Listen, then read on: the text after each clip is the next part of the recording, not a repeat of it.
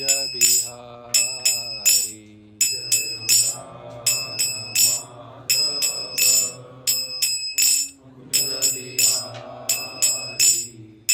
राधा माधव कुंज बिहारी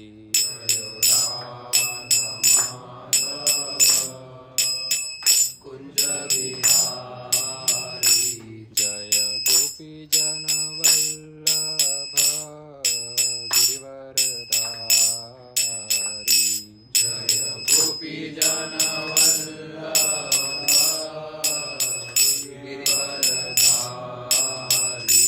जय गोपी जन वल्लभ गिरिवरधारी जय गोपी जन वल्लभ गिरिवरधारी जय यशोदानंदन ब्रज जन रंजन यशोदानंदन ब्रज जन जय यशोदानंदन ब्रज जन रंजन यशोदानंदन ब्रज जन रंजन यमुना तीरावनचारी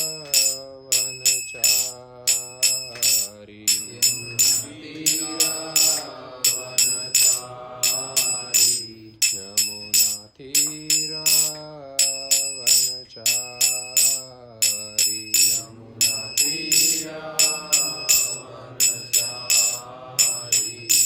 जय राधा माधव कुंज बिहारी जय राधा माधव कुंज बिहारी जय राधा माधव कुंज बिहारी जय राधा माधव कुंज बिहारी जय गोपी जन वल्लभ गिरिवरधारी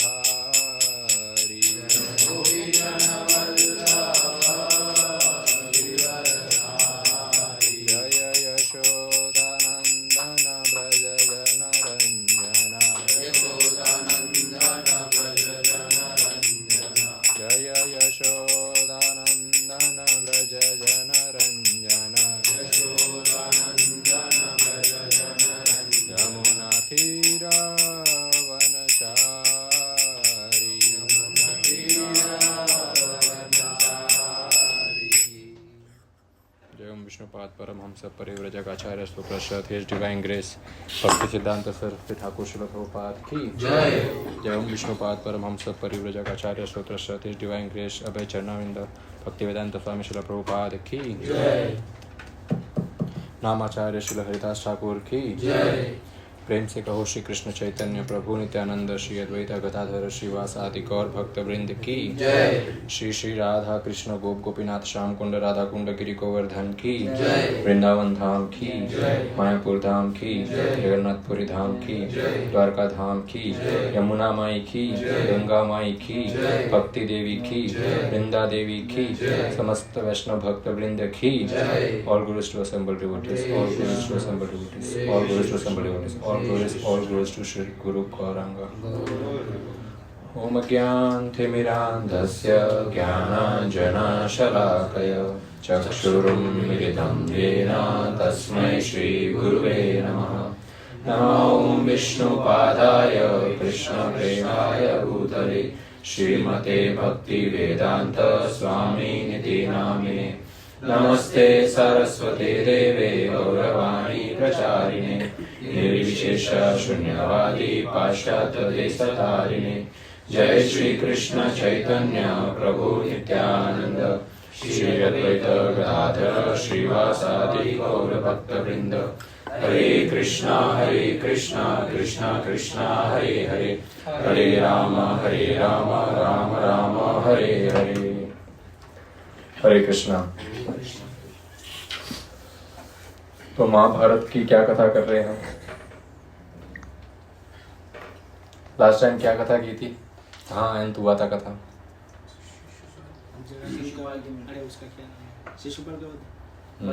क्या नाम है? शिशुपाल नाम है। शिशुपाल का वध कर दिया गया था। तो शिशुपाल का वध हो गया। अभी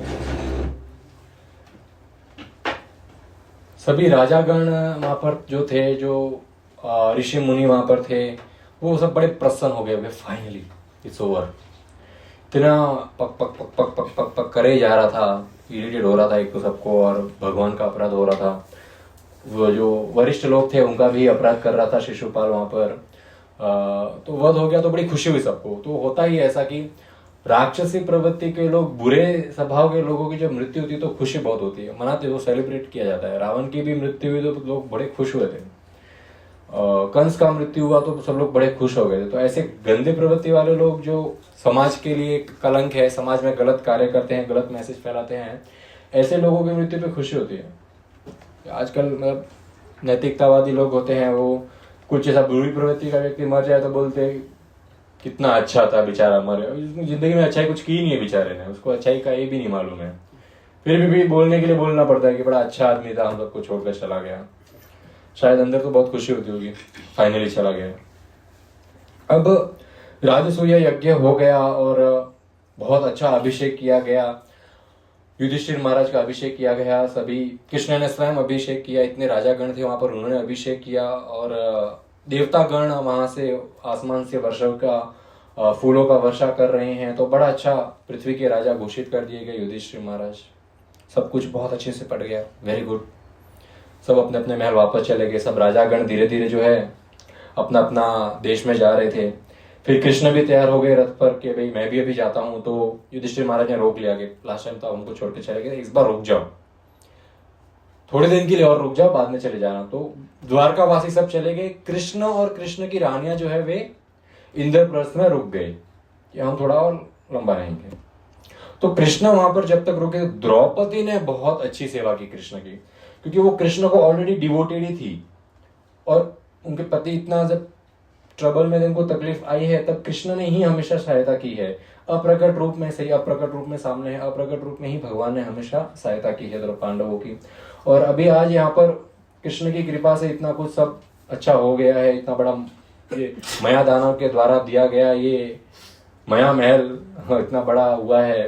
तो द्रौपदी, भगवान से उनको प्रेम बहुत हो गया था द्रौपदी को, और वो दिन रात भगवान की सेवा में, द्रौपदी का कार्य था कृष्ण की खासकर सेवा करना, कृष्ण का खाना पीना रहना सब अरेंजमेंट करती थी, कृष्ण के साथ ही रहती थी, हमेशा बहुत सेवा करती थी। एक दिन कृष्ण को फ्रूट्स खाने थे, द्रौपदी ने फ्रूट्स लाकर दे दिए, फ्रूट्स की प्लेट्स लाकर दे दी और चाकू भी साथ में दे दिया, जैसे कृष्ण को खाना वैसे खाए।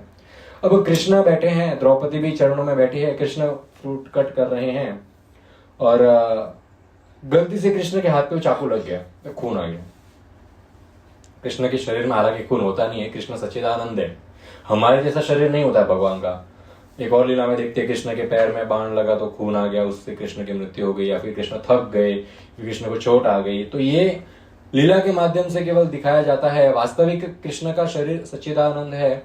हमारे शरीर के अंदर बाहर ये स्किन है, इसके अंदर मांस है और खून है, पस है, बोन्स है, वाइन्स है, ये सब है। हमारा शरीर हिसाब से भौतिक मटेरियल से बना हुआ है। कृष्ण का शरीर भौतिक चीजों से बना हुआ नहीं है, कृष्ण का शरीर आध्यात्मिक है। जैसे कृष्ण बाहर है वैसे शरीर के अंदर भी कृष्ण वैसे ही है। ये पानी के समान ट्रांसपेरेंट है, अंदर कुछ भी नहीं है। पर अपने भक्तों के साथ आदान प्रदान करने के लिए, वो आस्वादन करने के लिए भगवान इस रूप में आते हैं, इस प्रकार इंसान का रूप लेकर आते हैं। तो लोगों को भगवान को लगा है, तो भगवान को जब लगा है तो द्रौपदी को दुख हुआ। और अब कृष्ण के लिए दुख प्रकट करना भी भक्ति है। अभी समझो कृष्ण बोले द्रौपदी का चाकू क्या, तलवार से हार काट दे, मेरे को कुछ नहीं होता है, खून ही नहीं आया, देखे सब ठीक है। तो द्रौपदी इज लाइक ठीक है भगवान यार, खून नहीं आया। तो वो चिंतन नहीं हुआ, भगवान के बारे में चिंता नहीं हुई। जब तक भगवान के बारे में चिंता नहीं करेंगे तब तक मन के अंदर भगवान की चिंतन नहीं आएगा। तो भगवान के बारे में चिंता कब करेंगे, जब भगवान को अपने मित्र के रूप में, अपने प्रेमी के, अपने माता पिता, अपने पुत्र के रूप में जब भगवान की सेवा करेंगे, पूजा करेंगे, तब वो अपनापन महसूस होगा। जब तक भगवान को भगवान रखा है तब तक भगवान अपने मंदिर में, जब तक भगवान को अपना बनाया तब भगवान हमारे जीवन में एंट्री मारता है। अपनापन चाहिए, हर एक व्यक्ति को अपनापन चाहिए। फिर मित्रता भी होती है, तो मित्रता ऐसा नहीं कि अरे वाह you are so beautiful now we are best friend, ऐसा थोड़ी। ऐसा तो होता तो फिर मेरे ऐसे लोग कहते फ्रेंड ही नहीं बनता, फिर अकेला ही रह जाता। तो मित्रता जैसे खूबसूरती देख कर नहीं की जाती, मन देख कर की जाती, अपनापन उस व्यक्ति के अंदर कितना है वो देख कर मित्रता की जाती है। तो भगवान से भी यदि मित्रता करनी है तो अपनापन दिखाना चाहिए। ओ भगवान यू आर आपके पास बहुत धन है, मैं आपका बहुत अच्छा भक्त हूं, सब भगवान के पास धन है तो इसलिए भक्त बना है। और वास्तविक भौतिक संसार में ऐसा होता है कि जो व्यक्ति, जो निधन व्यक्ति है, जिसके पास धन नहीं है, वो भगवान के साथ इसलिए रिश्ता बनाता है ताकि उसको धन मिले। जो कुरूप व्यक्ति है वो भगवान के साथ इसलिए रिश्ता बनाता है ताकि उसको रूप मिले। जो व्यक्ति के पास पुत्र नहीं है, संतान नहीं है, वो भगवान के पास इसलिए जाता है ताकि वहां से उसको पुत्र प्राप्ति हो, भगवान की कृपा से हो। ऐसा कि भगवान ने तो पूरा पृथ्वी का जितना जीव है सब भगवान का ही पुत्र है, तो इतने सारे अगर भगवान पुत्र ला सकते हैं तो मेरे को एक बच्चा तो दे सकते हैं, ये भाव से भगवान के पास जाते हैं। कोई मनोकामना पूरी करनी है तो भगवान तो सर्वशक्तिमान है, सर्व गुणों से परिपूर्ण है भगवान, तो भगवान कुछ भी प्रदान कर सकते हैं। ये भाव लेकर हम भगवान के पास जाते हैं भौतिक संसार के लोग, कि कुछ तो मिलेगा। इनफैक्ट भगवान तो छोड़ो, ये तो भगवान का तो हम बहुत दूर चले गए, भगवान पास तो पता नहीं कब जाएंगे। भौतिक संसार में जो धनी व्यक्ति है उससे भी मित्रता लोग उसका धन देखकर करते हैं। फ्यूचर में हेल्प आएगी कभी ना कभी, तो कुछ तो काम आएगा, कहीं घूमने गए तो खर्चा नहीं करने पड़ेगा। तो धनवान व्यक्ति से भी मित्रता उसका धन देखकर की जाती है, फिर तो भगवान है, जैसी बात है। परंतु जैसे भगवान के हाथ से खून आया तो द्रौपदी को बड़ी चिंता हुई। द्रौपदी ने जो साड़ी पहनी थी वो साड़ी द्रौपदी ने फाड़ दी और कृष्ण के हाथ पे बांध दी। कृष्ण ने द्रौपदी का ऐसा प्रेम देखा, तो यही वास्तविक, ऐसा नहीं है द्रौपदी ने कोई डॉक्टर को बुलाओ, स्टिचेस लाओ, नहीं कोई दासी तू आ, जो मेरे पास अवेलेबल है वो अवेलेबल जो चीज है उससे ही कृष्ण की सेवा करूंगी। कृष्ण को ऐसा कुछ नहीं चाहिए जो मार्केट में जाओ और ये चीज ला के मेरी सेवा कर। जो उपलब्ध है और हमारी क्षमता में है वो उस हिसाब से हम भगवान की सेवा कर सकते हैं। एक व्यक्ति के घर पे भगवान का स्थापना किया तो उनका नेक्स्ट डे फोन आया, प्रभु जी भगवान तो आ गए घर पे, पर मैंने सुना है भगवान तो सिर्फ चांदी की थाली में ही खाना खाते हैं। बोले हमारे पास तो स्टील की भी फटी हुई थाली है वो बॉम्ब पड़ी हुई है अंदर। बोले भगवान को क्या खिलाया? मैं बोला ऐसा को किसने ये सब गलत अफवाह लोग फैलाते कि भगवान तो केवल चांदी की थाली में खाते हैं। मैंने कहा ऐसा कुछ बात नहीं है, भगवान सिर्फ सोने की थाली में खाते हैं। आप चांदी बोल रहे हो, सोने की थाली लाओ। लोगों को पता नहीं है कि भगवान ऐश्वर्यमान है, भगवान के पास सब कुछ है। भगवान यहाँ पर हमारे घर पे चांदी की थाली में खाना खाने के लिए नहीं आए विग्रह के रूप में। भगवान सोने की थाली में खाते। तुम चांदी सोना कोई लेना देना ही नहीं, कहा वो 1 लाख रुपया तोला हो चांदी का तो पता नहीं रेट क्या है। हाँ तो इतना फर्क है। तो भगवान वो सोना चांदी की थाली में खाना खाने नहीं आए भाई, भगवान तो ये देखने आए कि तेरे हृदय में कितना प्रेम है भगवान के प्रति, उस हिसाब से भगवान प्रसन्न होंगे। जो अवेलेबल है उसमें खिला। अरे ऐसे ऐसे संत हुए जो भगवान को हाथ में खाना खिला, थाली नहीं है। बोले मैं तो साधु हूँ, खुद पत्ते में खाता हूँ, भगवान को किसमें खिलाओ।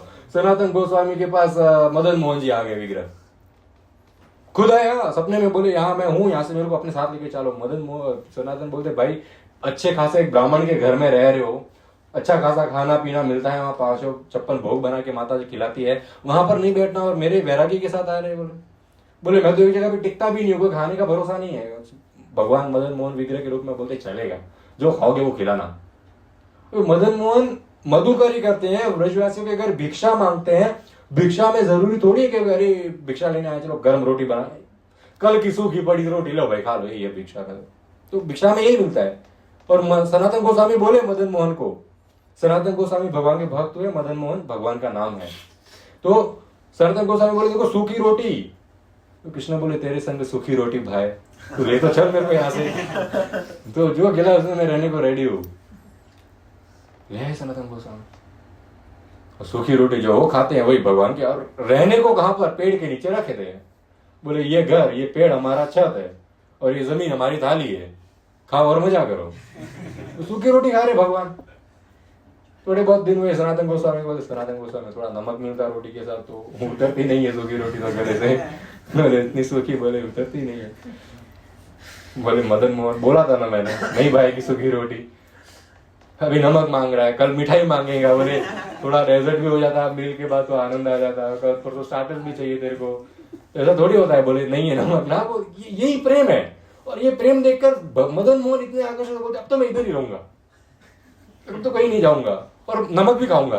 कहां से खाओगे, नमक नहीं है। बोले सनातन गोस्वामी बोलो अरेंज करो, खुद लाओ और खाओ, मजे करो, मेरे लिए भी लाना साथ में, मेरे पास तो कुछ नहीं है। ये भगवान का भक्त का प्रेम है। अभी कृष्ण चोर तो है ही, माखन चोरी तो किया है, नमक चोरी कर दिया इस बार। ये 500 साल पुरानी कथा बता रहा हूँ मैं, कोई हजारों सालों युगों की पुरानी कथा नहीं बोल रहा। अभी 400 450 साल पहले कैसा हुआ था, वृंदावन की बात है जैसे अभी हमारे 5 पीढ़ी पहले, बस ज्यादा फर्क नहीं। तो बोले नमक खाना है, तो अभी वो जो जिस टीला पे मदन मोहन जी और सनातन गोस्वामी रहते थे उससे नजदीक नीचे टीले से यमुना बहती थी। तो एक राम कपूर नाम के एक बहुत बड़े व्यापारी थे, वो दिल्ली जा रहे थे अपना बहुत सारा नमक का भर के एक शिप लेकर। और कृष्ण ने ऐसा जादू किया, यमुना देवी को आदेश दिया कि जो अपना बहाव है पानी का वो एकदम जो लेवल है वो कम कर दो तो नाव फंस जाएगी। नाव फंस गई। अभी वो जंगल के बीचों बीच है, वृंदावन का वन है, वो राम कपूर जी आए, वहां से उतरे, सनातन गोस्वामी के पास गए, बोले मेरी नाव फंस गई, जरा कोई हेल्प कर। तो सनातन गोस्वामी बोले मैं तो खाने को भी सही से ढंग नहीं, बोट कैसे निकालूंगा। बोले मजाक कर रहे हो आप, बोट निकाल दो। बोल रहे क्या बात हुई। बोले तो फिर क्या करूं, बोले बोट फंस गई। बोले भगवान बैठे ऊपर मदन मोहन जी, उनसे रिक्वेस्ट करो, वो अगर कुछ करे तो होगा। तो मदन मोहन जी के पास गए, मदन मोहन जी को रिक्वेस्ट कर रहे थे, जैसे रिक्वेस्ट की तब से बोट से दूसरा आदमी आया, बोले कि गंगा का बहाव लेवल जो वाटर लेवल बढ़ गया है और बोट निकल गई है। तो इतने खुश हुए, बोले क्या पावर है, अभी प्रार्थना की और बोट निकल गई। बोले मदन मोहन को जो चाहिए वो दूंगा। बोले इसको नमक चाहिए। बोले जितना नमक बोट में है वो नमक भगवान को पहुंचाया और जो बचा हुआ था वो बेचकर भगवान के लिए बहुत बड़ा विशाल मंदिर बनवा दिया। तो भगवान जब घर में आते हैं, जब भगवान हमको सिलेक्ट करते हैं कि आई विल एक्सेप्ट सेवा फ्रॉम यू, तो हमको तो सेवा करने की आवश्यकता ही नहीं है। भगवान वो सारी चीजें ऑलरेडी अवेलेबल कर देते हैं जिससे हमको भगवान की सेवा करनी है। हमको मेहनत करने की आवश्यकता नहीं पड़ेगी, हमको हमारा कार्य करना है। भगवान ऑलरेडी अरेंजमेंट करेंगे कि ये चीज मेरे को चाहिए, मैं तेरे पास अपने आप को ला दूंगा और हमको पता भी नहीं चलेगा।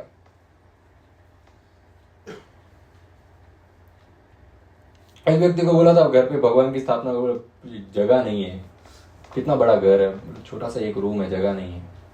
तो मैंने बोला ठीक है, कोने में कोई कांच लगा के बिठा दो भगवान को क्या जगह का है, भगवान तो इतने से तो भगवान है। तो उन्होंने फिर छोटा सा कांच, ऐसा क्या बोलते हैं उसको, 10 इंच बाय 10 इंच का, हाँ शेल्फ जैसा कांच दीवार पर लगाया, उसके ऊपर भगवान को कोने में बिठा दिया। बस वहीं पे वो छोटी सी थाली में भोग वगैरह सब। अभी आज उस बात को इतना साल हो गए कि घर तो 2 BHK हो गया, इतना बड़ा मंदिर भी आ गया है कि भगवान के साथ साथ हम भी अंदर सो सकते हैं। इतना बड़ा भगवान ऑलरेडी अरेंजमेंट कर दिया, अपने घर का खुद करते भगवान अरेंजमेंट। तो हम ये स्टोरी पे क्या है, द्रौपदी और कृष्ण का प्रेम। तो द्रौपदी ने वेट नहीं किया कि क्या लाऊं कहाँ जाऊं, भगवान को लग गया, अरे 911 कॉल करो, एम्बुलेंस को 102 लगाओ। साड़ी थी फाड़ के, भगवान ने बोला इसका तो मैं जरूर रिपे करूंगा, बदला नहीं लूंगा, रिपे करूंगा। आपने अपनी साड़ी फाड़ के मेरे को हाथ पे बांधा है, तो हमको भविष्य तो पता ही है भगवान ने कैसे रिपे किया है। अब ये यहाँ लीला हुई। अब सब राजा अपने अपने घर चले गए थे, परंतु दुर्योधन नहीं गया। दुर्योधन बोला अरे क्या माया दानों ने क्या महल बनाया, क्या इनका ऐश्वर्य ठाट पाट, अंदर से जल रहा है दुर्योधन और उसके मामा शकुनी दोनों पीछे रहे थे। बोले जरा देख के तो आए कैसा महल है इनका। बोले हमसे बेटर हमारे दुश्मन। बोले देखते क्या क्या है। तो जैसे ही महल के अंदर घुसे तो क्या डायमंड, क्या शौहरत, और देख के एकदम उनको तो हक्के बक्के रह गए। बोले ऐसा ऐश्वर्य तो कौरवों ने जिंदगी में नहीं देखा था। पूरे पृथ्वी के राजा के घर आए हैं, इससे पहले ये खुद राजा थे पूरे पृथ्वी के, इनके पास भी इतना कुछ नहीं है जैसा पांडवों के घर पे देख रहे हैं। पूरे शौक हो गए, बोले क्लोजर लुक देना है, और अंदर जब महल के अंदर जा रहे और घुसे जा रहे। मया सभा में पहुंच गए। मया सभा जहाँ पे सभा बैठती है, सब भगवान और ऋषि मुनि और सब दूसरे राजा आके बैठते हैं, वो मया सभा, वहां पहुंच गए। बोले मया सभा को देखा तो ऐसा लग रहा था कि स्वर्ग आ गए हैं, स्वर्ग। पृथ्वी पर तो इतने सुंदर जगह कहीं पे उन्होंने देखी ही नहीं है। और अंदर जाते, बोले और अंदर चलो। और जैसे जैसे अंदर जा रहे वैसे वैसे जलन बढ़ती जा रही है अंदर से। अभी वो मया सभा के सेंटर में आए तो हमने लास्ट टाइम बार कथा की थी, ऐसा पॉन्ड बनाया था मया दानव ने, पानी इतना स्टील था कि मालूम ही नहीं पड़ेगा तालाब है उधर। ऐसा लग रहा फर्श ही है, कंटिन्यू फ्लोर है। और दुर्योधन एकदम सोने से लदे हुए और ऊंचे ऊपर देख, राजा है और घमंड भी है, जलन भी, ऊंचे देखकर चल रहे हैं। बाजू में शकुनी चल रहे हैं, यूं यूं चलते चलते वो पॉइंट के ऊपर पैर रख दिया, मालूम ही नहीं पड़ा, धड़ाम करके से अंदर। अब भी कोई देख तो नहीं रहा, देखा तो पांडव कृष्ण रानिया सब ऊपर से देख रहे हैं। और जैसे ही वो गिरा, भीम गिर गया। Very good. बड़ा कृष्ण की रानियां भी हंस दी, अंदर के अंदर अपना मुंह छुपा के। बहुत बुरा हुआ। युधिष्ठिर महाराज को बड़ा बुरा लगा, बेचारा गिर गया। भाई है, कजिन भाई है, बड़े पापा का लड़का है। अब दुर्योधन इतना एम्बेरस हो गया, वो इतना पानी पानी हो गया पानी के अंदर ही। शकुनी के महल से बाहर तो निकला, पर अभी क्या करे, ऊपर देख ही नहीं रहा। वो रानियां, वो पांडव हंस रहे, ऊपर देखने की हिम्मत भी नहीं है। इतना, वो भी अच्छे घराने का राजा दुर्योधन, इतना नाम है जिसका, वो पानी में गिर गया बोले चलते चलते बेवकूफ। वो एक टीवी सीरियल में ऐसा ये जब सीन ऐसा, हालांकि शास्त्रों में नहीं है, पर टीवी सीरियल में ऐसा होता है कि जब ये गिरता है तब द्रौपदी हंसती है, अंधे का पुत्र अंधा। हालांकि नहीं देखा, ऐसा हुआ नहीं था। हालांकि ये तो मनगढ़ंत कहानी है, ये रियलिटी नहीं है। है जगह। अब शकुनी ने बेचारे ने उसको बाहर निकाला। दुर्योधन पूरा पानी से लथपथ है। युधिष्ठिर महाराज आए, उनको बड़ा बुरा लगा, बेचारा गिर गया, अच्छा नहीं लगा उन्होंने को। तो फिर उन्होंने सूखे कपड़े लाके दुर्योधन को दिए। दुर्योधन ने अपने कपड़े चेंज किए। फिर वहां से बोले कि हम लोग थोड़ा और महल देखते हैं। देखो फिर में मन भरा नहीं है। और देखो युधिष्ठिर महाराज पीछे पीछे है ये शकुनी, और शकुनी के आगे ये दुर्योधन चल रहा है। अभी दीवार आ गई, उसमें 2 दरवाजे आ गए, एक दरवाजा बंद, एक दरवाजा खुला। तो जो खुला दरवाजा था, बोले इधर से जाते हैं, और बोले थोड़े स्पीड में जाते हैं, स्पीड में जाके वो दरवाजे टकरा के गिर गए। फिर मालूम पड़ा वो दरवाजा खुला नहीं था, वो तो पेंटिंग थी खाली दरवाजे की, और ऐसी पेंटिंग 3D कि ऐसा लगे खुला दरवाजा है। और वहां से टकरा के जैसे गिरे, भीम और जोर से हंसने लग गया। और वहां पे सैनिक खड़े थे, वो भी अपना हंसी कंट्रोल कर रहे समहाउ। अभी वो सैनिकों को भी नहीं देख सकता है, बोले इतना बुरा लग रहा है। नाक तोड़ दिया, कपड़े तो दूसरे दे दिए, नाक कहां से लाएंगे अभी। तो बड़ा उनको शर्मनाक फील हुआ। और युधिष्ठिर महाराज को भी बुरा लगा, समझाया कि भाई कोई बात नहीं, होता है। पर दुर्योधन क्या करे, बोले हाँ ठीक है कोई बात नहीं, ठीक है चलता है, होता है। अभी बोले मामा ऐसे चलो, और अंदर के तो पता नहीं बाहर भी आ पाएंगे नहीं। इतना बुरा लगा वहां से। और अंदर से ईर्ष्या, जलन नहीं ईर्ष्या थी अंदर से उनको, इतनी ईर्ष्या उत्पन्न हुई। वहां से शकुनी और दुर्योधन निकल गए। फिर उनको घर जाना है पीछे। और फिर उनके पीछे पीछे कृष्ण भी अपना रथ लेकर जो है वहां से निकल गए। और जाते जाते कृष्ण युधिष्ठिर महाराज को कह के अभी आप पूरे पृथ्वी के राजा हैं। Be like clouds and tree, बादल और पेड़ों के समान बनना। कैसे कि बादल जब वर्षा करता है तो देखता नहीं है इसको पानी मिलेगा, उसको पानी नहीं मिलेगा। आप भी जब अपनी प्रजा पर और अपने परिवार में कोई बदलाव न करना कि ये मेरा परिवार है, इसको ये सब मिलना चाहिए, प्रजा है इनको थोड़ा कम मिलेगा तो चलेगा। बादल के समान रहना, सबको एक समान प्यार बरसाना। पेड़ के समान रहना, पेड़ कभी नहीं बोलता है कि इस डाली पर सिर्फ कोयल को बिठाऊंगा, कौवे को नहीं बिठाऊंगा। सब एक समान, कोई भी पक्षी आकर उस पेड़ पर बैठ सकता है। तुम उस पेड़ के समान रहना।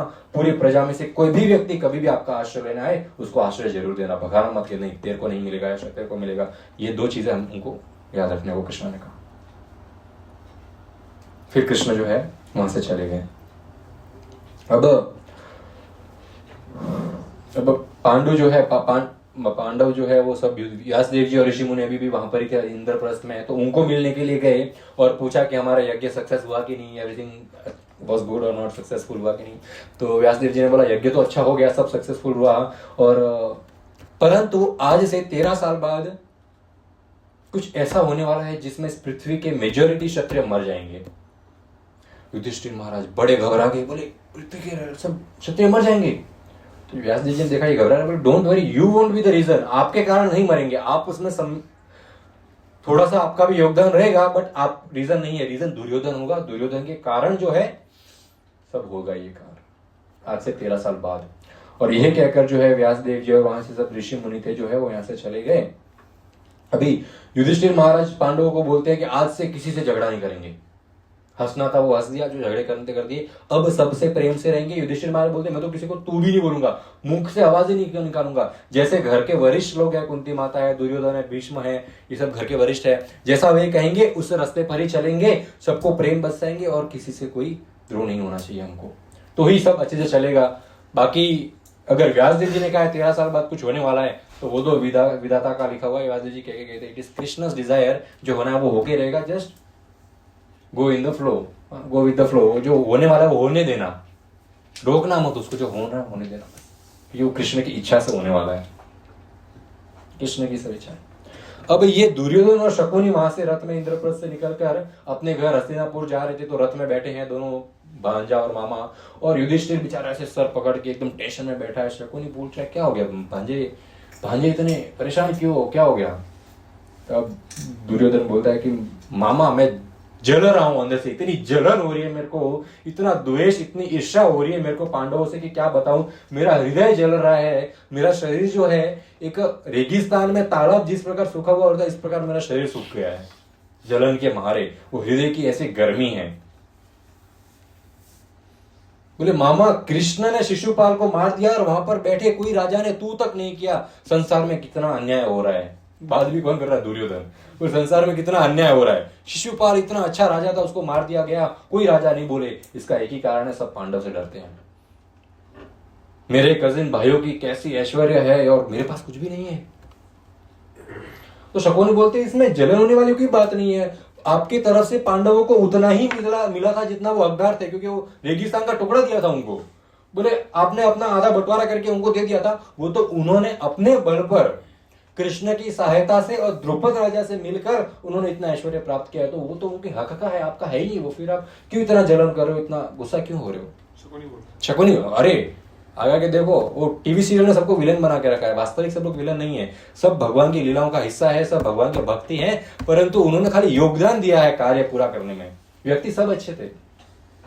शकुनी बोलते आपको कुछ नहीं करने की जरूरत है, ये सब सही। पर दुर्योधन तो बोलता है मामा बेस्ट क्वालिटी का जहर लाओ, मैं अब भी खा के मरना चाहता हूं। बोले तेल लाओ, मैं खुद को आग लगा के जल जाऊंगा। बोले शकुनी भी बोले भांजा मरेगा तो अच्छा थोड़ी लगेगा। देना चाहिए था, पर वो मोह है, भांजा है तो माँ है, ये तो दो माए अंदर जो भरी हुई है, उसके तो मोह भी 2 बार होगा भांजे से। तो सब मामा कंस थोड़े होते हैं, कोई शिशु हो, कोई शकुनी भी होते हैं। फर्क क्या है?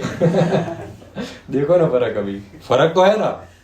एक अपने भांजे को मारने पे तुला था और दूसरा भांजे को मरवाने पे तुला था। फर्क तो है ना।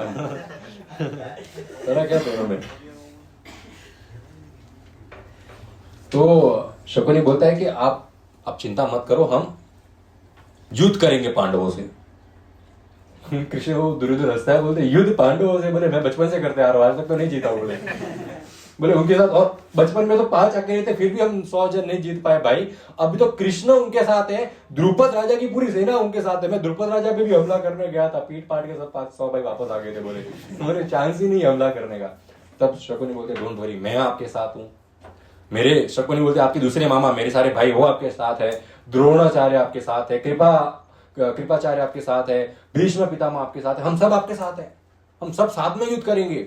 ओ अब भी ये दुर्योधन बड़ा खुश हो गया। बोले ये तो मैंने सोचा ही नहीं, पूरा परिवार साथ में हमला करेंगे तो जीत सकते हैं। बोले तुरंत सबको न्योता तो सैनिक बोला हम लोग हमला करेंगे, ये भी हमला करेंगे। शिशुपाल बोलता है वेट। बोले मामा आप तो शकुनी बोलता है कि दुर्योधन बोलता है कि मामा आप तो सर्वश्रेष्ठ हो, आपसे अच्छा तो कोई है ही नहीं। 2 माओं का आपके अंदर प्यार है, माँ यू आर बेस्ट। आपने मेरे बारे में इतना सोचा, मेरी माता भी नहीं सोचती मेरे बारे में इतना। अभी हम हमला करेंगे। शकुनी बोलते रुको भांजे, युद्ध केवल रणभूमि में नहीं जीता जाता है। मेरे बच्चे तुम हो कच्चे, हम डाइस गेम खेलेंगे। Dice game? बोले हम डाइस का गेम खेलेंगे और इसमें उनको हराएंगे, और जो उनके पास है वो सारा तुम्हारा होगा और तुम पूरे विश्व के राजा होंगे। तो और खुश हो गया। बोले ये तो बेस्ट आइडिया, इससे तो कुछ अच्छा आइडिया है ही नहीं। बट थोड़ा पप्पा का परमिशन तो लेना पड़ेगा, धृतराष्ट्र को तो पूछना पड़ेगा ना। बोले युधिष्ठिर महाराज को बहुत अच्छा लगता है डाइस गेम खेलना, वो खेलते नहीं, उनको अच्छा लगता है और वो कमजोर बहुत है इस गेम्स में। पर अगर धृतराष्ट्र से न्योता गया तो वो अपने दादा पिता समान है धृतराष्ट्र, उनका न्योता वो नकार नहीं पाएंगे और वो आ जाएंगे खेलने के लिए, तब हम उनको फंसाते हैं। पहुंच गए घर पे, धृतराष्ट्र के पास पहुंचे। घर पे जाके धृतराष्ट्र से परमिशन मांगते, पिताजी बोले डाइस गेम खेलना है और सब कुछ ले लेना है पांडवों के पास। धृतराष्ट्र बोलते बेटा तेरे पास सब कुछ है, तेरे पास इतना ऐश्वर्य, इतना धन, इतना सुख भोगने की इतनी फैसिलिटी की है, जरा अगल बगल में देख, मैं तो नहीं देख सकता, तू तो देख, इतना कुछ अवेलेबल है तेरे लिए, तू हजारों साल तक खुश रहेगा, तू तो अंधा नहीं है। वो सब पिताजी पता नहीं। अभी यहां पर हमको मालूम, दुर्योधन बोलता है पिताजी जो है उसका मेरे को परवाह नहीं है, उससे ज्यादा मेरे भाइयों के पास है। इसको ये फर्क है जेलस और एनवी, ईर्ष्या और द्वेष में। जेलस क्या होता है, मेरे पास 2 ग्लास है और मेरे कजिन यहां पर बैठे हैं, इनके पास 5 ग्लास है जूस का, मैंगो जूस का, मेरे पास 2 ग्लास है, इनके पास 5 ग्लास, तो मेरे को बड़ा दुख हो रहा है, इसके पास 5, मेरे पास सिर्फ 2, मेरे पास 5, इसके पास 2 होने चाहिए थे। चलो कोई बात नहीं, 2 भी ठीक। ये जलन है, जलन हो गई। ईर्ष्या क्या होती है, मेरे पास 2 है, इसके पास 5 है, इसके पास 5 क्यों है, इसके पास 5 नहीं होने चाहिए, 7 के साथ मेरे पास होने चाहिए, ये होती है ईर्ष्या। और वो 5 पाने के लिए मैं किसी भी हद तक जा सकता हूं। जलन में हम सामने वाले का बुरा नहीं करते, ईर्ष्या में हम सामने वाले का बुरा सोचते हैं, बुरा करने की प्रवृत्ति रखते हैं। ये फर्क है जलन में और ईर्ष्या में। यहां पर ही बता, पिताजी मेरे पास है वो है, उनके पास इतना अधिक क्यों है, वो सब मुझे चाहिए। पिताजी आपको क्या बताऊं, बोले आप आए नहीं वहां पर देखने लायक माहौल था, बोले पिताजी आपने देखा होता तो आपको पता चलता, भगवान देवी देवता ऊपर से आ रहे थे, फूल बरसा रहे उनके ऊपर, बोले वरुण देव खुद आए और ऐसा एम्ब्रोसिया करके एक बेवरेज आता है, रस आता है, बोले ऐसा रस या सोम देवता के पास भी वो रस नहीं है उपलब्ध, बोले ऐसा रस उनको पीने के लिए दिया। 28,000 ब्राह्मण यज्ञ करने आए थे, 28,000 ब्राह्मण, हर एक ब्राह्मण के अंदर 30 सर्वेंट्स एक ब्राह्मण को सर्व कर रहे थे, 88,000 इंटू 30 सेवक थे, और एक ही साथ में हजार ब्राह्मण खाना खा के उठ रहे थे। बोले इतना ऐश्वर्य, बोले मेरे तो हाथ थक गए गिफ्ट एक्सेप्ट करते, बोले जगह नहीं थी गिफ्ट रखने को, इतनी गिफ्ट। बोले क्या नजारा था पिताजी को क्या मालूम क्या नजारा होता है। मैंने क्या क्या देखा आप सिर्फ सुन सकते हो। बोले इतना कुछ उनके पास था। धृतराष्ट्र समझा रहे बेटा ये गलत है, ये नैतिक नहीं, ये सब इलीगल है, ये शास्त्रों के विरुद्ध है इस प्रकार का हरकत करना और भाइयों से सब कुछ ले लेना। बोले ये गलत है, धृतराष्ट्र समझा रहे हैं। और फिर भी अगर तुम चाहते हो तो let me consult with Vidur, मैं विदुर से चर्चा करूंगा, उसने हाँ बोला तो करेंगे, अदरवाइज नहीं पिताजी विदुर चाचा तो पक्का ना ही बोलेंगे, यदि आपने उनसे कंसल्ट किया मैं तुरंत जहर खा के मर जाऊंगा, फिर आप और विदुर खेलना महल दोनों खुश रहना मेरे बिना। बोलते वो महाभारत में लिखा है कि you and Vidur enjoy this prosperity, I don't want this, I will die. अभी पुत्र मोह इतना है कि बच्चे को मार थोड़ी सकते हैं। बोलते बेटा अभी ठीक है, चलो डाइस गेम खेलने के लिए बड़ा सा मंडप बांध दो, पर फिर भी मैं विदुर से तो चर्चा करके ही रहूंगा। विदुर को बुलाया और विदुर को परमिशन नहीं मांगी, डिस्कस नहीं किया, अपना जो उन्होंने जो डिसीजन लिया था वो बताया। बोले विदुर कि अभी ये दुर्योधन का इरादा है, ऐसा गेम डाइस गेम खेलना है, युधिष्ठिर को बुलाना है और जो उनके पास है वो ले लेना है। अब मैं आपको ये बताना चाहता हूँ, और एक बड़ा सा महल का आयोजन किया जाए, 1000 पिलर और 1000 गेट होने चाहिए उस महल में, इतना भव्य महल होना चाहिए। विदुर बोलते I will not give permission. बोले मैं ये तो एकदम परफेक्ट गलत है, मैं ये होने नहीं दूंगा, ये बहुत गलत है, बहुत गलत होगा। धृतराष्ट्र समझाते नहीं होगा विदुर कुछ गलत, वहां पर मैं, आप, भीष्म पितामह, द्रोणाचार्य, कृपाचार्य, हम सब वहां अवेलेबल होंगे, कैसे कुछ गलत हो सकता है, सिंपल सा गेम है और कुछ नहीं है। और विदुर अब तुम मेरा मन नहीं बदल सकते। अब विदुर वहां से चले गए। बोले दिस इज हाउ कलयुग स्टार्ट्स, ये कलयुग शुरू हो रहा है अभी वास्तविक में। अब तक तो अभी तो कलयुग शुरू कहाँ हुआ, अभी तो द्वापर युग चल रहा है, but it's about to end. Dwapar युग, कृष्ण थोड़े टाइम में फिर चले जाते हैं, everything comes to an end. तो ये अभी बोले अभी कलयुग शुरू होने वाला है। इनविटेशन भेजा गया युधिष्ठिर महाराज को धृतराष्ट्र की ओर से। युधिष्ठिर महाराज बोले फाइनली वो समय आ गया जो व्यासदेव जी कहकर गए थे, we have to follow it. बोले इनविटेशन आया है, चलो विधि का विधान है, चलते हैं। पांडव, द्रौपदी, बहुत सारे सैनिक, रथ, दास दासियां, सब वहां पहुंच गए तो उनका बहुत अच्छा वेलकमिंग किया गया उस टेंट में जहां पर वो डाइस गेम होने वाला था। फिश बनाई हुई थी तो सब लोग ने अच्छे से खाना खाया वहां पर पांडवों ने।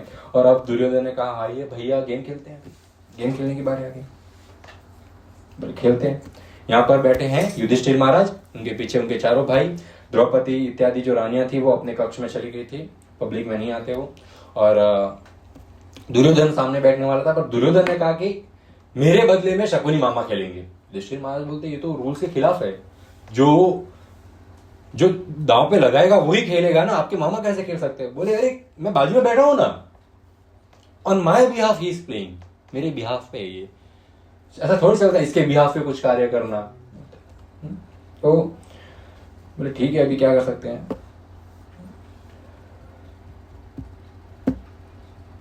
भीष्म पितामह द्रोणाचार्य वगैरह सब आए और समझा रहे हैं दुर्योधन को, दुर्योधन अगर अपना इतना ही तो जीतने का शौक है युद्ध कर ले। युधिष्ठिर महाराज ने भी बोला अगर आपको मतलब ऐसा कुछ खेलना है जिसमें आपको दिखाना है कि आप इतने शक्तिशाली हो, आप युद्ध कर लो। बोले ये सब क्या है, ये बोले शूद्र छोटी जाति के जो ये जुआ है ना, एक काइंड ऑफ जुआ है, जो पैसा लगाया मिला तो ठीक है वरना डूब गया। बोले जो सबसे नीच स्वभाव वाला व्यक्ति होता है ये उसका गेम है, जुआ खेलना, दांव पे लगाना सब। बोले हम क्षत्रिय हैं, अच्छे घराने के लोग हैं, युधिष्ठिर की हमें नहीं खेलना चाहिए, दुर्योधन हमें ये नहीं खेलना चाहिए, युद्ध कर लो। तो दुर्योधन बोलता हाँ युद्ध में क्या बड़ी बात है, उसमें तो हम आपको यूं ही हरा देंगे, हाँ, वो तो बाद में कर सकते हैं, पहले ये करते हैं ना। बोले इट्स जस्ट फॉर फन। अब युधिष्ठिर हमारा क्षत्रिय है, कोई न्योता है कि काइंड ऑफ वॉर है, वो भी न्योता है, अभी इनकार नहीं कर सकते। बोले ठीक है खेलना शुरू करते हैं, आई एक्सेप्ट योर चैलेंज। अभी ये गेम किस प्रकार था कि दुर्योधन ने बोला कि ये दुर्योधन नंबर बोलेगा कि 6 नंबर। अभी शकुनी अपने जो डाइस फेंकेगा उसमें 6 नंबर आ गए तो दुर्योधन हार गए, जो दुर्योधन ने दाव पे लगाया वो सामने वाले को चला जाएगा। ठीक है, तो पहले गेम हुआ, दुर्योधन ने बोला मैं डाइस फेंकता हूं, युधिष्ठिर ने बोला मैं डाइस फेंकता हूं, तो शकुनी ने बोला ठीक है मैं दाव पे लगाता हूं बहुत सारे हीरे जेवरात और ये नंबर आएगा, और वो नंबर नहीं आया और युधिष्ठिर महाराज जीत गए। तो उनको फर्स्ट गेम में उनको बहुत सारे सोने जेवरात मिल गए। इट वाज लाइक कॉन्फिडेंस बढ़ रहा है, अरे हम जीत भी सकते, जीतेंगे। सेकंड फिर दुर्योधन ने बोला मैं ये दाव पे लगाता हूं, और जब युधिष्ठिर महाराज ने डाइस फेंके तो वो नंबर नहीं आए, वो नंबर आ गए तो युधिष्ठिर महाराज हार गए। अब युधिष्ठिर महाराज ने बोला मैं गोल्ड, 1 पर्वत सोना 1 पर्वत चांदी दाव पे लगाता हूं, और डाइस फेंकी गई शकुनी ने। और वो डाइस जो है शकुनी के पूर्वजों के हड्डियों से बनी हुई थी और स्पेशल मंत्र थे उसमें, जो शकुनी कहेगा वही नंबर आएगा, इसलिए तो शकुनी वहां खेल रहा था। और वो जब वो बांस से बोलते हैं ना, डाइस बांस है, वो इसीलिए ही बने गए थे क्योंकि बहुत हिस्ट्री का, अभी मेरे को एक स्टोरी याद नहीं है, मैंने कथा में सुनी थी कि कौरव डायनेस्टी, कुरु डायनेस्टी और जो ये शकुनी का डायनेस्टी, इन लोग में युद्ध चल रहा था। और एक ऐसा श्राप दिया गया था कि फ्यूचर में कुरु वंश का जो है विनाश होगा, और उसका कारण होगा शिशुपाल का जो वंशज है उसमें बनी हुई डाइस, इसके थ्रू इनका विनाश होगा। तो वो डाइस दी गई यहाँ पर कुरु डायनेस्टी का विनाश करने के लिए। अभी तक किसी को समझ में नहीं आ रहा है, सबको लग रहा है कि डाइस तो हमारे हित में काम कर रही है। तो सोना और चांदी रखा गया, हार गए। नेक्स्ट बोले कि मैं 10,000 हाथी दाव पे लगा था, युधिष्ठिर महाराज ने बोला हार गए। अब पर्सनल रथ, जिस रथ में युधिष्ठिर महाराज आए थे वो दाव पे लगाता हूं, हार गए। 1 लाख दासियां दाव पे लगाता हूं, हार गए। 1 लाख दास दाव पे लगाता हूं, दास और दासियां सब ऐसी 1 लाख दासियां, हर दासी 64 कला में निपुण, हर दास बोले वो होटल मैनेजमेंट में PhD किया हुआ, एकदम गेस्ट सेवा कैसे होती है ऐसे टैलेंटेड दास और दासियां। 1 लाख 1 लाख 2 लाख हार गए। हाथी घोड़े 1000 हाथी, 1000 रथ, बहुत सारे घोड़े, 60,000 सैनिक दाव पे लगाता हूं, हार गए। डायमंड का पूरा पर्वत दाव पे लगाता हूं, हार गए। इतना सब हारने के बाद अब विदुर वहां पर खड़े हुए, बोले that's all, stop it now, अब कोई आगे गेम नहीं खेला जाएगा। बोले हो गया, आप लोगों को गेम खेलना था, आप लोग ने खेल दिया, युधिष्ठिर महाराज बहुत कुछ हार गए, अब रोक जाओ, अब आगे नहीं खेलना है। धृतराष्ट्र को कहा विदुर ने कि अभी आप इसको रोकिए। दुर्योधन बोलता है अरे विदुर चाचा अभी तो गेम शुरू हुआ है, बोले चिंता की क्या बात है, फन है, इट्स फन, गेम है, चलने दो, क्या प्रॉब्लम है। विदुर बोलते हैं कि दुर्योधन आपको लग रहा है आप जीत रहे हो, पर ये एक उस व्यक्ति के समान है जो माउंटेन पे चढ़ते जा रहा है, उसको लग रहा है कि वो ऊंचाइयों की ओर जा रहा है, पर टॉप पे मधुमक्खी का इतना बड़ा छत्ता है कि वो वहां पर यदि मधुमक्खियों ने उसको काटना शुरू किया तो उसका खाई में गिरेगा, उतर नहीं पाएगा, ये मैं बता देता हूं। तो दुर्योधन बड़े गुस्सा हो गए। अभी रिस्पेक्ट अब तक तो थी, पर कि आप है कौन, दासी पुत्र है, आप भूलिए मत अपना पोजीशन, हमारे टुकड़ों पे पले बड़े हैं आप सांप के समान है, इतना दूध पिलाया, अब हमको ही डसने आ रहे हो, बड़ा बेइज्जती किया। बोले आप उस दीमक के समान हो जो जिस घर में रहती है उस घर को ही अंदर से खोखला कर देती है। बोले आप दीमक हो, अपना पोजीशन भूलो मत, इससे पहले कुछ करो, बैठ जाओ चुपचाप। विदुर बोलते कि दुर्योधन एक मूर्ख का क्या लक्षण है बताऊं आपको, ना बोलोगे तो भी वो तो बताएंगे कि मूर्ख का ये लक्षण है, मूर्ख को जब कोई सही सलाह देता है ना तो मूर्ख एक्सेप्ट नहीं करता, क्योंकि उसको लगता है कि ये मेरा अहित चाहता है। और जो व्यक्ति गलत सलाह देता है परंतु मीठी मीठी बातों से बोलता है, उसको लगता है यही मेरा हितैषी है, ये मूर्ख का एक पहचान है। और तुम्हारे साथ अभी वही हो रहा है। बैठ गए विदुर। अभी मारवाड़ी में डायलॉग है, बाजार में बकरी रिसा कौन होबड़े, बोले इतना बड़ा बाजार है वहां के, बकरी अगर छींकेगी तो कौन सुनता है। तो ये विदुर बाजार है, इतना सब लोग बैठे, विदुर अगर कुछ बोले तो क्या फर्क पड़ता है ना, अभी भी महामंत्री है ना, ऑफकोर्स है। और दुर्योधन धृतराष्ट्र राजा है, इसलिए तो परमिशन लगती है पापा की। जब तक पापा दुकान पे बैठे तब तक बेटा कुछ नहीं कर सकता, डिसीजन सब पापा के हाथों में। अब बोले युधिष्ठिर भैया क्या दाव पे लगाएंगे, बच्चा क्या है दाव पे लगाने के लिए, सब कुछ ले तो लिया है। बोले जानवर बचे हैं घर पे, बोले गाय भेड़ बकरियां जो उनके राज्य में जानवर थे सारे के सारे लगा दिए, हार गए।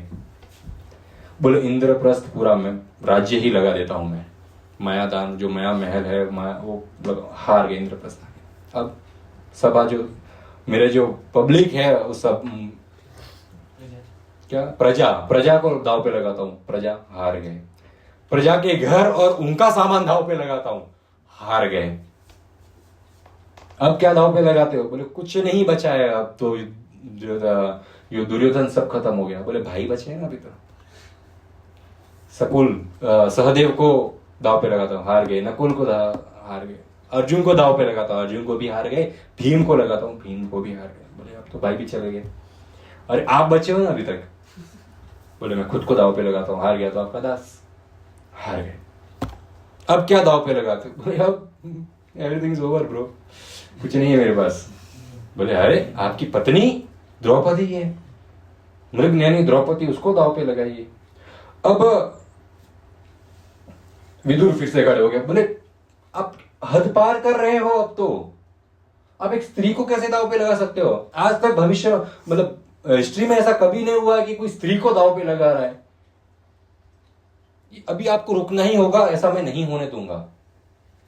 और ये गेम्स के रूल्स के विरुद्ध भी है, क्योंकि युधिष्ठिर महाराज हार गए, तो अभी युधिष्ठिर महाराज हार गए मतलब उनके पास कोई प्रॉपर्टी नहीं है। अभी द्रौपदी उनकी प्रॉपर्टी नहीं है, तो द्रौपदी को कैसे दाव पे लगा सकते हो, तो हार गए, तो रूल के अगेंस्ट है। दुर्योधन बोलते हैं ओ नहीं वो ऊपर नीचे थोड़ा चलता है, पर ये द्रौपदी को दाव पे लगा सकते हैं कि हम खेलेंगे। अभी तो कुछ कर ही नहीं सकते, कोई कुछ बोल ही नहीं रहा, पर अकेले कितना बोलेंगे। वो रोकना चाहा उन्होंने पर नहीं रोक पाए, द्रौपदी को दाव पे लगाया, द्रौपदी को हार गए। अब सब खत्म। अब दुर्योधन भेजते हैं, बोले द्रौपदी अंदर कमरे में है, जाओ उसको लेके आओ यहाँ पर। अभी हार गई, दासी है वो, और आप 5 दास है हमारे, उसको अंदर से लेके आओ। भेजा किसको लेने के लिए, नहीं एक सूत को भेजा था, सूत दास था, उसको भेजा। बोले इसने बोला था ना सूत पुत्र से विवाह नहीं करूंगी, लेने के लिए सूत को भेजूंगी, दास को भेजा। तो दास गए, बोले सब वहां पर गए और द्रौपदी को कहा कि आपको सभा में बुलाया। तो द्रौपदी कारण पूछती क्यों बुलाया। बोले युधिष्ठिर महाराज ने आपको दाव पे लगाया था और वे हार गए। तो द्रौपदी बोलती पूछ क्या पहले उन्होंने खुद को दाव पे लगाया था या मुझे, तो पूछने गए। बोले पहले युधिष्ठिर महाराज हारे फिर आपको दाव पे लगाया। तो बोलने के लिए तो द्रौपदी बोलती है तो रूल्स के खिलाफ है, वो हार गए तो मेरे को दाव पे नहीं लगा सकते, जाओ बोलो उनको। तो वो जब वापस दुर्योधन को बोलते वो ऐसा बोल रही है, बोले नहीं नहीं नहीं नहीं, ऐसा कोई रूल नहीं, वो हार गया, उनको आना ही होगा वापस द्रौपदी के पास वापस आए। द्रौपदी को बोलते हैं कि आपको आना होगा, ये तो रूल है कि आप हार गए भी दासी है। तो द्रौपदी बोलती ठीक है वापस जाओ, वहां पर प्रेजेंट है भीष्म पितामह, द्रोणाचार्य, धृतराष्ट्र, एल्डर्स हमारे बुजुर्ग हैं, उनको पूछो जाके ये सही है कि नहीं, अगर वो बोलेंगे सही है तो मैं आ जाऊंगी। ये वापस गया।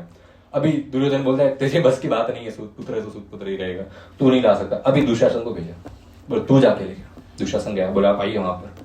द्रौपदी बोलती है कि नहीं मैं नहीं आऊंगी। अब दुशासन तो बोलता है दासी है, दासी बन के रहे, आना ही होगा। द्रौपदी को उनके केश पकड़कर, अभी द्रौपदी ने समझाया था अभी मेरा मंथली पीरियड चल रहा है, इसीलिए मैं अंदर कमरे में अलग से अकेली बैठी हूं। इस समय सभा में आना तो शास्त्रिक नियमों का विरुद्ध है, ये तो पुरुषों की सभा में स्त्री ऐसे हालत में आ ही नहीं सकती। बोले इट्स नॉट अलाउड इन शास्त्र। बोले तो अनैतिकवादी बात होगी। बोले दासी है, जब मास्टर कहेगा तब आना होगा। बाल से घसीट कर खींचते हुए द्रौपदी को जो है सभा में लाया गया।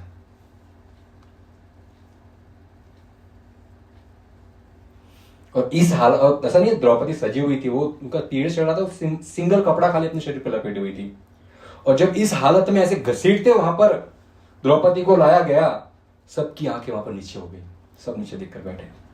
भीम को बड़ा गुस्सा आया, भीम खड़ा हो गया, बोले मैं ये सबको नहीं मानता हूं, जो हो रहा है वो सब गलत है। मैं युधिष्ठिर महाराज को अपना राजा नहीं मानता, अपना भाई नहीं मानता। अभी सबसे पहले युधिष्ठिर महाराज के हाथों पर मैं आग लगाऊंगा, क्योंकि लीडर वही होता है जो दिमाग से खेलता है, दिमाग से सोचता है। इन्होंने अपने दिमाग का इस्तेमाल नहीं किया, किस प्रकार लीड करना है इन्होंने सोचा नहीं, सब कुछ हार गए। ये मेरे लीडर नहीं, मैं इनके हाथ को अभी आग लगा दूंगा।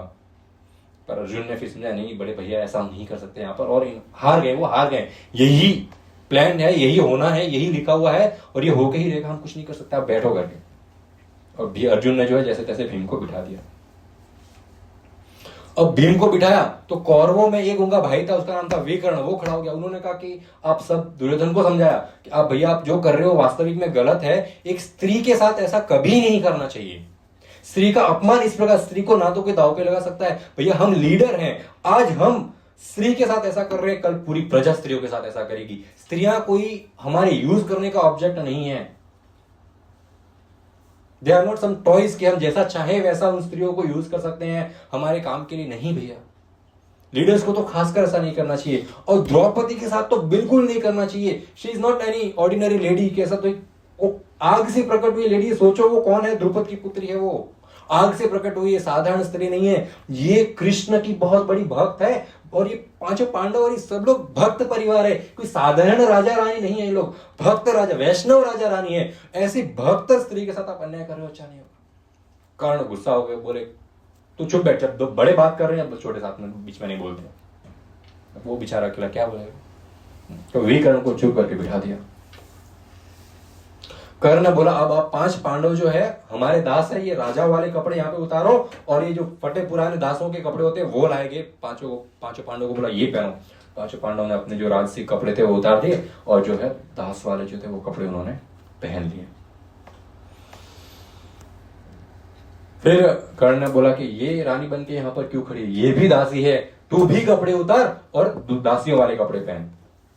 और दुशासन ने आदेश दिया इसके कपड़े यहीं पे उतारो, सबके सामने सारे कपड़े इसके यहीं पे उतारो और यहीं पे बोलो इसको ये कपड़े चेंज करे। द्रौपदी ने बोला आप लोग ये क्या कर रहे हो, मतलब it doesn't make any sense. एक स्त्री जिसके पीरियड चालू है उसको आप भरी सभा में, जहां पर उसके पूर्व उसके बुजुर्ग परिवार के बैठे हैं, ससुर समान सब लोग बैठे हैं, इतने राजा है वहां पर, बहुत सारे राजा भी आए थे, एक बहुत बड़ा महल बनाया गया था, इतने सारे राजा हैं, मेरे पति है और आप सब देवर हैं, सो आप अपनी भाभी के वस्त्र इतनी सभा में उतारेंगे। बोले अगर आप चाहते हैं मैं दासी के वस्त्र पहनूं, नो इशू, कपड़े दे दीजिए, मैं अंदर जाकर पहनकर आती हूं। दुशासन बोलते कि जो मालिक कहता है वो करना है, यहीं पर कपड़े उतरेंगे, अंदर जाके नहीं चेंज करना है। तो द्रौपदी हाथ जोड़ते हुए अपने पतियों की तरफ देख रही है, पति कुछ कह नहीं रहे। भीष्म पितामह के पास गई, भीष्म पितामह आप कैसे चुप हो सकते हैं ऐसी सभा में। भीष्म पितामह बोलते मैंने एक समय प्रतिज्ञा ली थी कि मैं जीवन भर कौरवों का साथ दूंगा, जो राजगद्दी पे जो बैठा है उसका मैं साथ दूंगा, मैं तो नियम से बंधा हुआ अकांट है।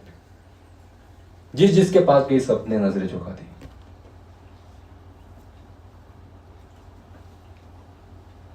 विदुर को बड़ा क्रोध आया। विदुर खड़े हुए धृतराष्ट्र को बोले, धृतराष्ट्र आप ये जो जितना बड़ा पाप यहाँ पर होने जा रहा है, पता है उसका भागीदार कौन है, किसको पाप लगेगा? ऐसा नहीं है आपके पुत्र ने किया तो आपके पुत्र को पाप लगेगा। अरे आपके पुत्र को तो सिर्फ 1/4 पाप लगेगा। 1/4 जितने लोग यहाँ पर बैठे उनको लगेगा, और आधा 1/4 चला गया, आधा बचा, आधा पाप राजा धृतराष्ट्र आपको लगेगा। आप मेन कल्प्रिट यहाँ पर मारे जाएंगे। पाप कर रहा है उसको पाप लग रहा है, जो पाप देखता है उसको पाप लगता है, जो पाप जिसके पास पाप रोकने की क्षमता है वो नहीं रोकता है उसको भी पाप लगेगा, आधा पाप लगेगा।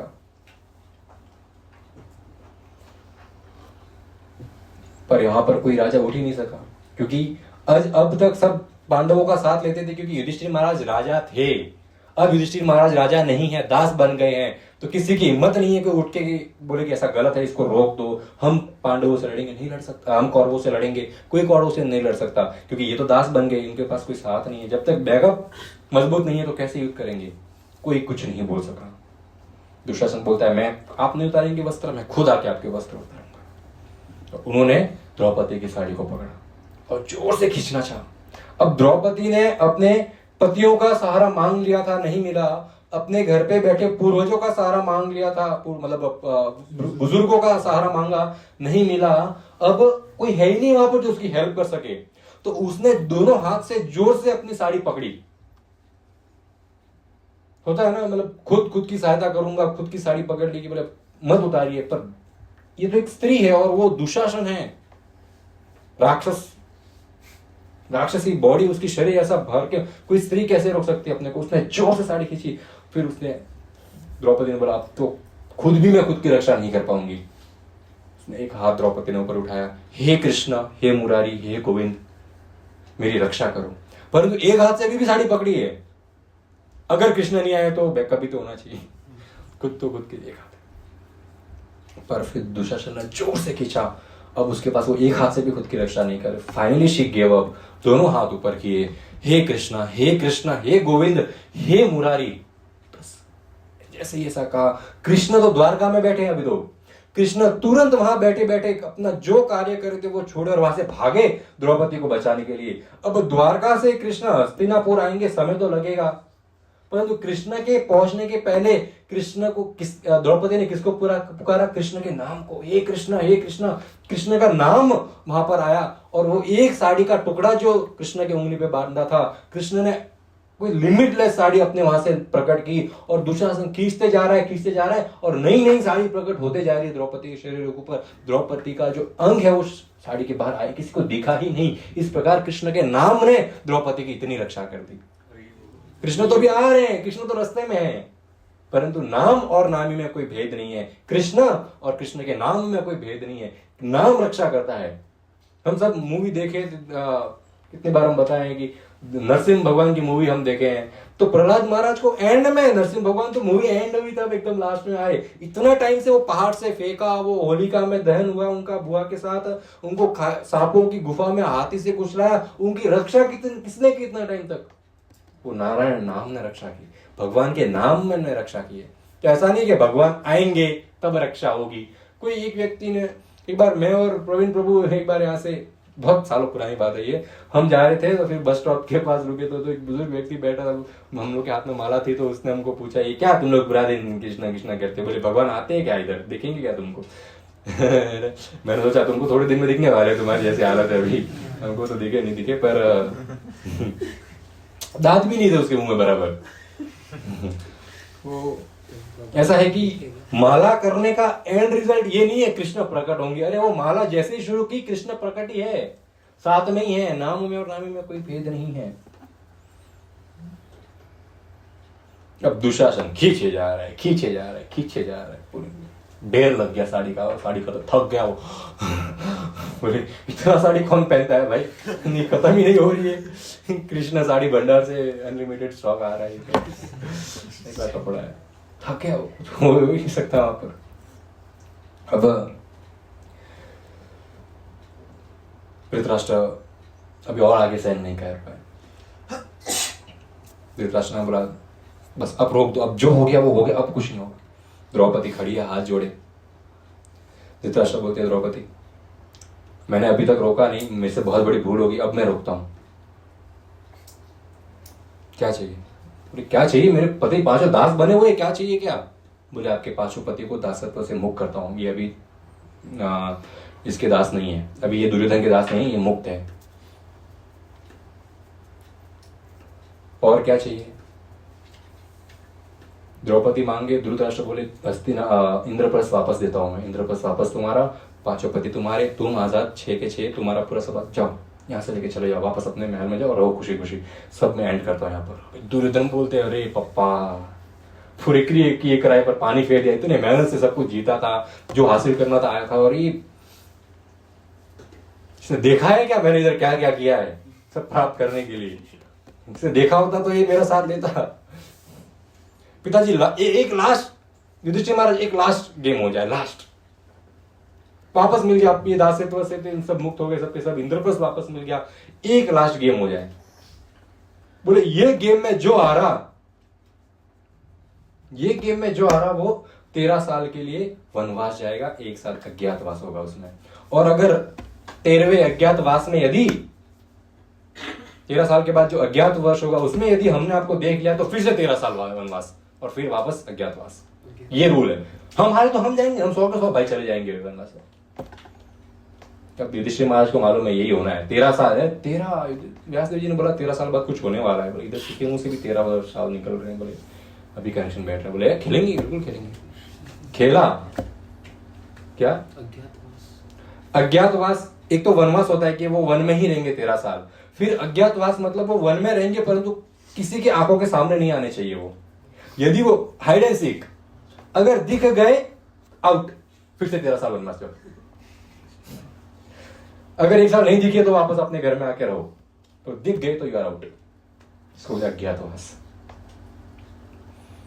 तो ये एक प्रणाली होती है, एक लॉ होता है। त्रेता युग में लॉ होता था कि 14 साल तक यदि राजा एक राज्य पे राज नहीं करे, उसकी जगह पे कोई दूसरा राज करे तो फिर वो राजा माना जाता है लीगली।